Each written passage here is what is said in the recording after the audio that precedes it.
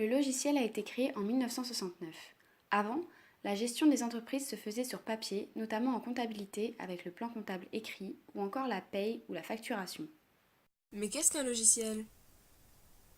Un logiciel est un outil qui permet d'effectuer des traitements automatiques. C'est un terme formé à partir des mots logique et matériel. Les logiciels sont composés de programmes informatiques qui indiquent à l'ordinateur comment effectuer les tâches. Ils déterminent les tâches qu'un appareil informatique peut effectuer.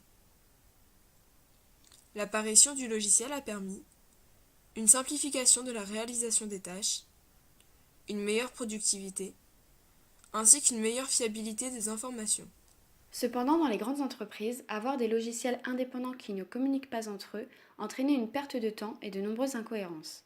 C'est pourquoi on a créé le progiciel. Le progiciel est la contraction des mots produit et logiciel. Il a été créé en 1973 par Jean-Éric Forge, mais il a été réellement utilisé dans les entreprises à partir de l'explosion d'Internet. Qu'est-ce qu'un progiciel? L'État français a défini le progiciel comme un ensemble de logiciels munis d'une documentation conçus pour répondre à des besoins spécifiques et permettre une utilisation autonome. En pratique, c'est un ensemble complet composé de plusieurs logiciels, couvrant chacun une fonction et communiquant entre eux. Il a été créé pour les besoins des grandes entreprises. Plutôt que d'avoir plusieurs logiciels indépendants, tout est centralisé dans le progiciel. Le progiciel de gestion intégrée comprend tous les systèmes informatisés permettant d'aider le travail dans l'entreprise. Il permet de gérer et suivre au quotidien des informations et des services opérationnels dans l'entreprise. On y retrouve souvent la facturation, l'aide à la production, la finance, la comptabilité, la gestion de la relation client, de la chaîne logistique et des ressources humaines. Le PGI, ou ERP en anglais, regroupe plusieurs modules indépendants qui partagent toutefois une unique base de données. Ces modules sont exploités par un système automatisé prédéfini en amont et paramétré. Lorsqu'on met à jour la base de données, tous les modules s'actualisent automatiquement. L'utilisation d'un logiciel présente certains avantages. Premièrement, l'unicité du système d'information. Le progiciel supprime les risques de doublons et donc le risque d'erreur car la base de données est commune à tous les modules. Deuxièmement, les gains de productivité. L'utilisation d'un progiciel permet d'effectuer des gains de temps considérables car les données sont mises à jour en temps réel. Et par exemple, pour le module de comptabilité, les écritures comptables sont générées automatiquement. Le troisième avantage est l'optimisation des processus. Les processus de l'entreprise sont standardisés, le PGI jouant un rôle structurant. On observe également une meilleure maîtrise des coûts.